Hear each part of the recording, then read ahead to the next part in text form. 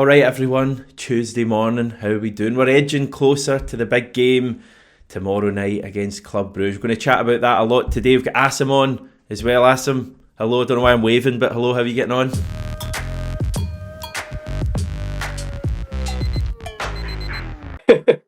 How's it going? Yeah, good, good. Exciting times. Can't wait. Really buzzing for the game tomorrow night. Yeah, it's a brilliant time to be a Celtic fan, isn't it, right now? It is. Listen, apologies for me right away because I was hoping we'd have a Belgian football expert on today's video. It's not quite been possible. I am very hopeful of getting someone on tomorrow's video on the day of the game, so that can get you right up for things on tomorrow's video. But just me and Asim today. As you say, Asim, things are good. Saturday night was pretty glorious, wasn't it? It was first half, not so much. Bit of a chore. Like it wasn't, it was one of those ones where we just didn't kind of fully hit our stride in the first half. But I wasn't concerned. I think that's the beauty of the Celtic team at the moment, that that we can turn it on. We've got options off the bench.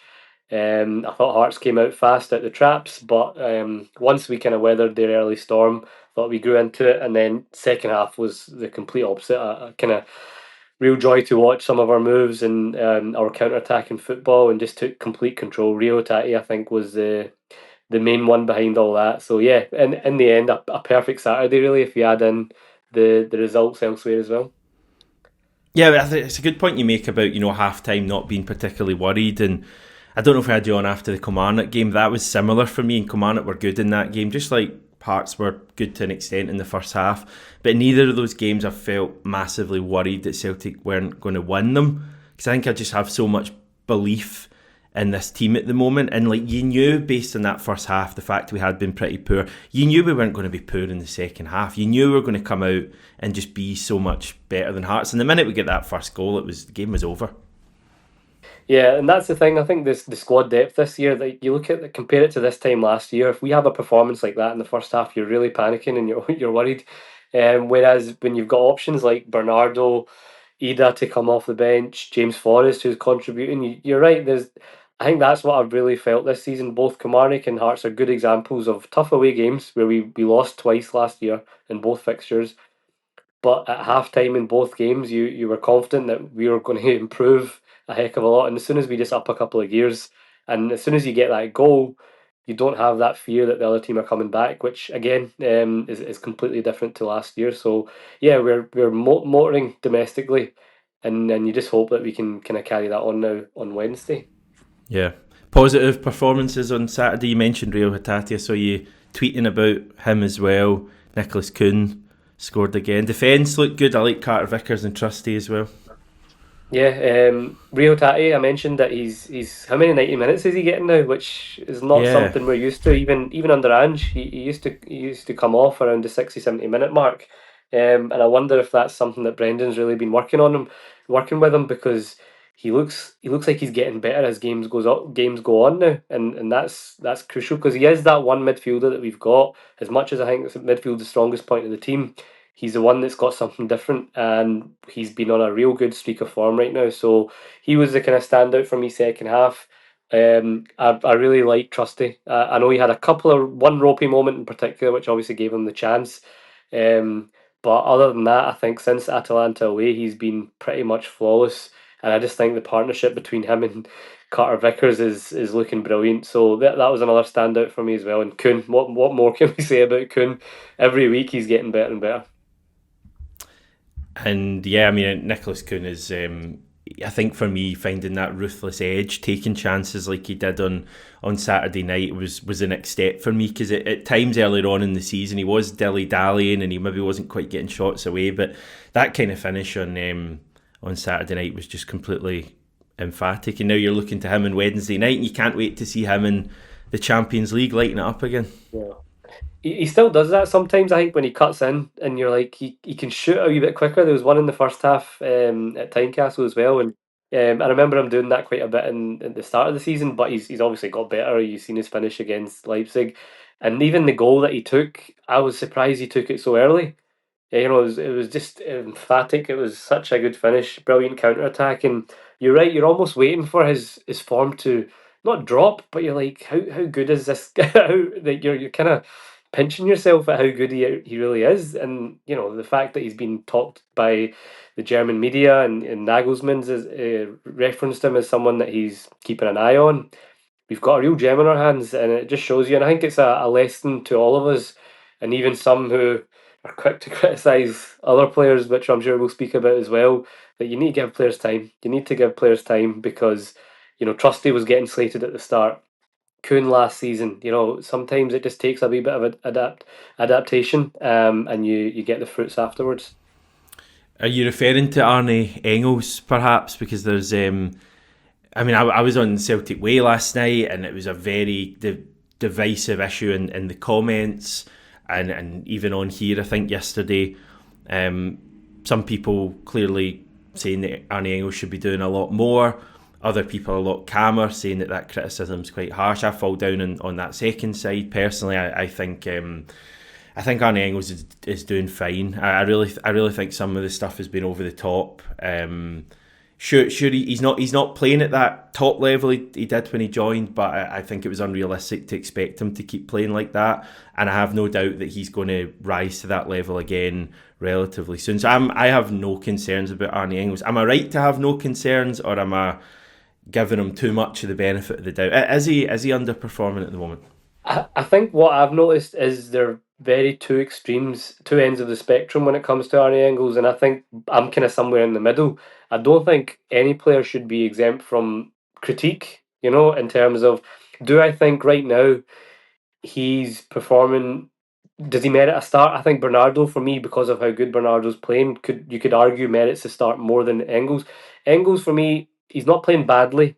He's just not really influencing the games as much as maybe we would like, And I'm looking at these kind of particularly away games. I think he's actually done well, more so in the Champions League games, where a lot of his attributes and running power, and just that kind of athleticism has came to the fore. I think in these domestic games where we're maybe wanting someone to take the game by the scruff of the neck and have a bit more influence, is where he's potentially not been at his best. But so I think there's no harm in saying that, and there's no harm in bringing that up, that, what, we could be seeing with a bit more, but we have to factor in the fact that he is still very young. He's come into a new way of playing, a new culture where he's playing for a team that's obviously much more dominant than he was used to playing in Germany. And just the fact that we've got first-hand experience now of players needing a bit of time before we see the best of them.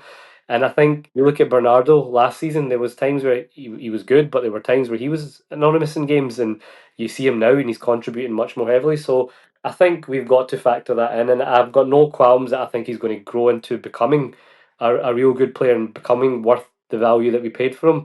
But yeah, if we're just looking game by game and we didn't know that we signed him for 11 million at this point, yeah, there may be an argument that he probably isn't doing as much as Bernardo's doing in terms of influencing games. Bernardo, I know, comes off the bench. So again, we've got to factor that in. Sometimes it's a different stage of the game. Do you think, as fans were too obsessed with the transfer fee that we've paid for Arne Engels? Because that's what I keep hearing from people. We've paid this record fee, we should be getting more.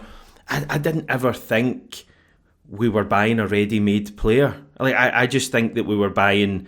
He's not a project. I hate that word, but he's a player who we can develop and improve. Clearly, he's a young player. But the reason we were paying that amount of money was we were signing him from a good level. We weren't signing him from MK Dons, all due respect. We were signing him from a Bundesliga team where he'd been playing regularly and kind of starring last season. That's why we paid that extra money. We didn't pay that extra money because he was a 25, 26, 27-year-old at the peak of his powers. He clearly is still learning as a player. I don't think he's played that many games. I mean, in his career, he's maybe played 100 games, something like that. So he's clearly still going to be learning a hell of a lot. So are we a little bit too focused on this price tag? He didn't choose the price tag. No.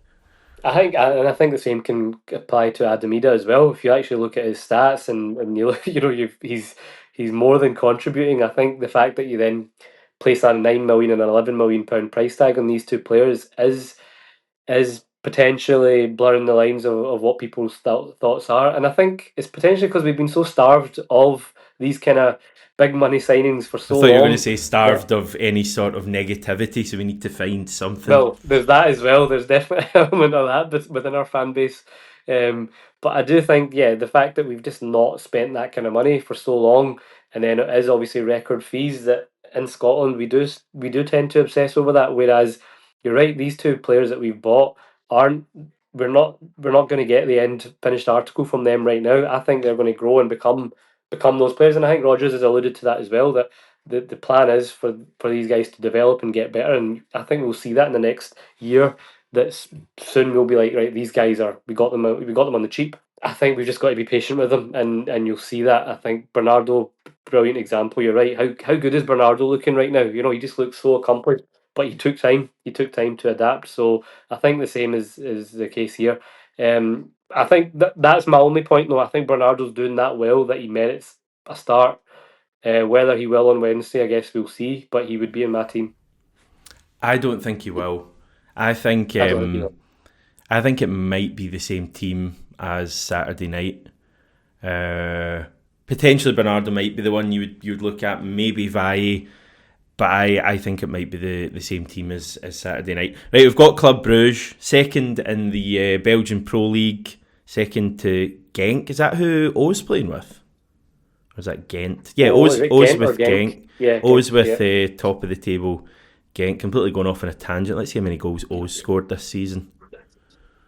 So O's got 3 goals in the league, certainly so far this season. That's all right, I guess. So Club Brugge second there. Champions League wise, they are 22nd in the table, all the way back in 22nd. We're obviously 15th. They've had 2 wins and 2 losses from their 4 games so far. So they started with a 3-0 defeat at home to Dortmund. I think from memory they were quite late goals in that game. I think it was goalless going into the last 20. They then beat Sturm Graz away from home.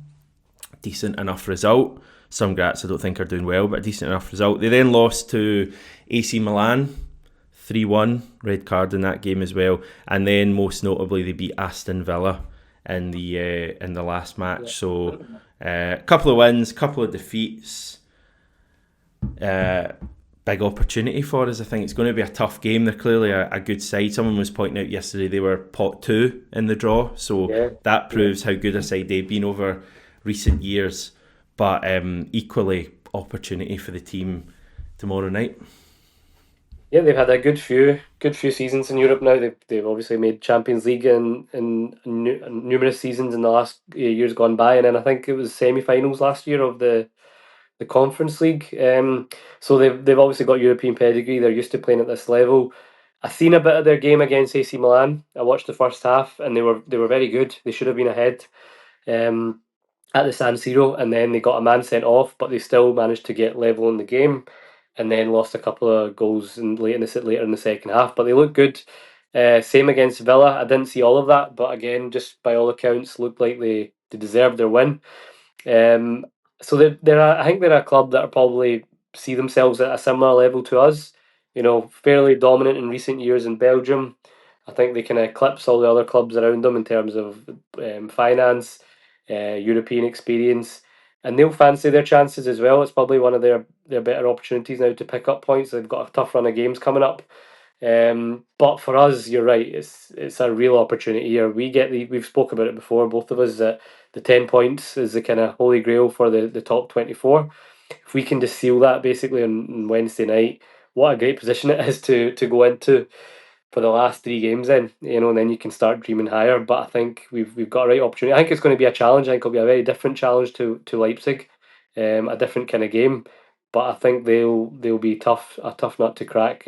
But yeah, we can't go in it with any more confidence given the form that we've been in. Leipzig were really desperate when they came to Celtic Park because they absolutely needed a result. You mentioned Club Brugge and their fixtures after us, and they've got Sporting Lisbon, Juventus and Manchester City. That's their final 3 matches after us. I don't know what Sporting Lisbon are going to be like once now they've got a new manager, but clearly Juventus and Manchester City are extremely tough games. They've got 6 points. They need probably another 4. So they are probably again going to be looking at this game against us as their best opportunity. As good as we've been, it's their best opportunity, certainly of picking up at least 1 point. So I wonder if, obviously they're nowhere near as desperate as Leipzig were because they've got 6 points in the bank. Leipzig didn't have any. But I do wonder if if they might feel they maybe have to win this game to stand a Yeah. realistic chance of making the top 24. More so than us, I think. Again, given the fixtures that we've got to come, and we know we've got young boys still at home to come. You could argue a draw wouldn't be a disaster here for us. Yeah, yeah. But for Bruges, if you look at those remaining 3 games after it, it's hard. You're hard to kind of see a comfortable points accumulation for them. So yeah, I think they'll come trying to get the win as well. Probably a draw wouldn't be the worst result for both teams, but I think we're in a better place given the fixtures that we've got to come.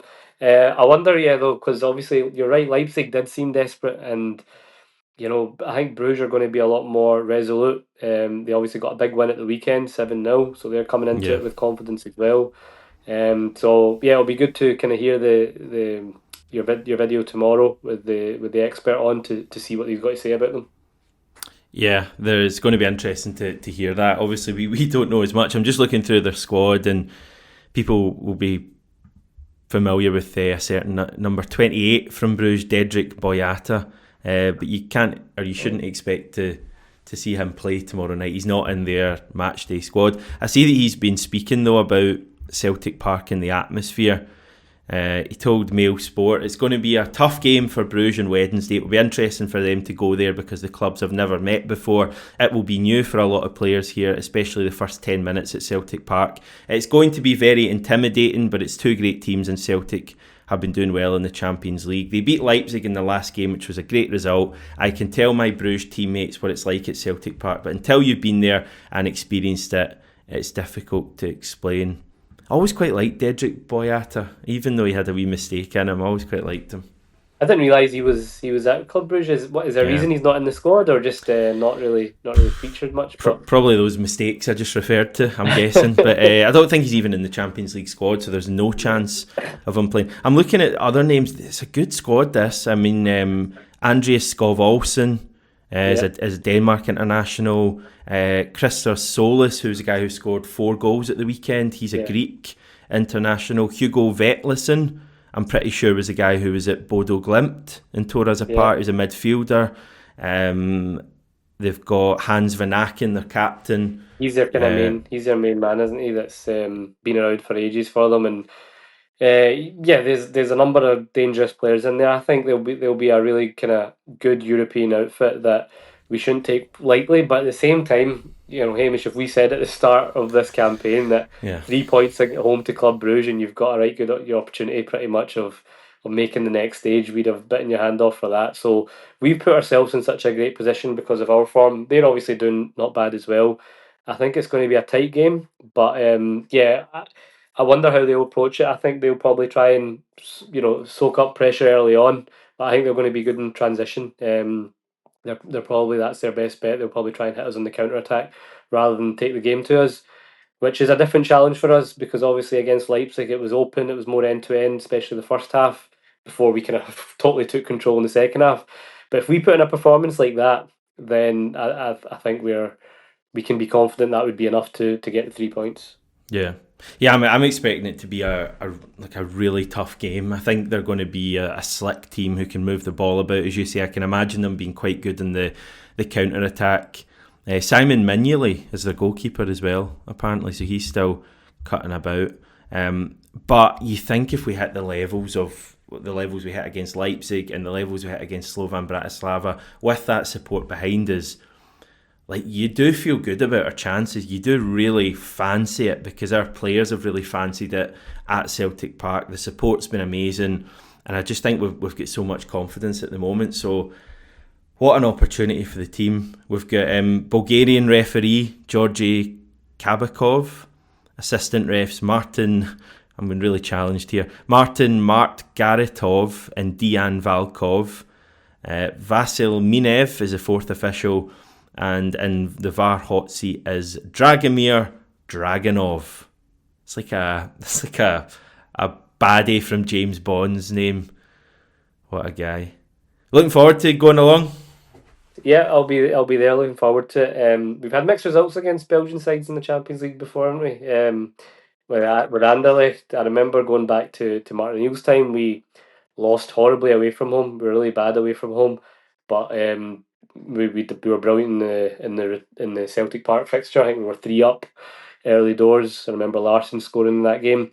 And then you look to Rodgers, brilliant away result this time in Brussels, and then the most flattest, underwhelming home Champions League game I've been to. That 1-0 defeat at home. We were really poor that night. So yeah, mixed bag, but yeah, you've got to fancy our chances and go into it with confidence. I wonder again. We spoke about Arne Engels earlier.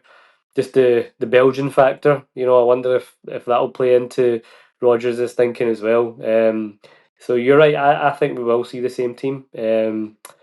I can't see any changes to that. I think the rest of it pretty much picks itself. It's just probably that third midfield position that was up for grabs. As much as I would like to see Vi be given a go again, but it looks like Taylor's he's played the last 3 games now, hasn't he? So I'm guessing he'll be in again. I don't think there's any drama with Vi. I've seen some chat that potentially the fact we're not seeing him play might mean that he is heading back to Barca in January. I personally think we will continue to see Vi. I just think when the big games come around, I think the manager wants Greg Taylor in his team, and I think that's fine. I think you've heard Brendan Rodgers speak recently about Greg Taylor and the contract stuff. I think he absolutely loves Greg Taylor. And you saw when that Leipzig game came around, even when Taylor hadn't played much before then, he was geared up and he played that game and he played really well.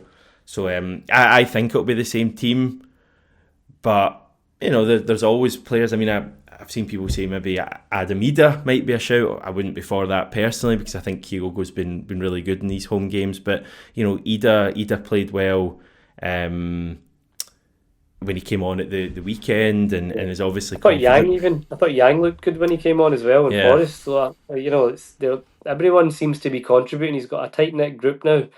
And every single one of them, anytime anyone comes off the bench, they're contributing, they're looking sharp. So we're in a good place, but you just can't see beyond that same starting lineup. And we spoke before the Leipzig game about, remember when is it going to be Scales, is it going to be Trusty? And we both said we think it will be Trusty, and that's what we wanted to just see how that partnership goes. And wow, they look good together, don't they? I just think the distribution of Trusty as well. He's really quick with his passing. He's really sharp and precise.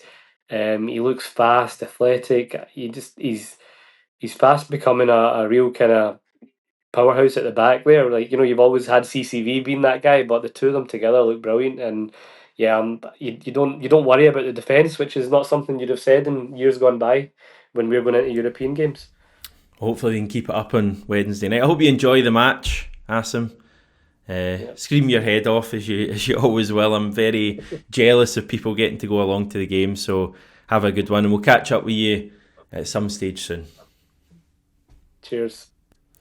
Perfect. Video tomorrow, everyone. We will get a Belgian expert on, hopefully. Pressure's on me now, and find out a bit more about Club Brugge and really get you up for the game.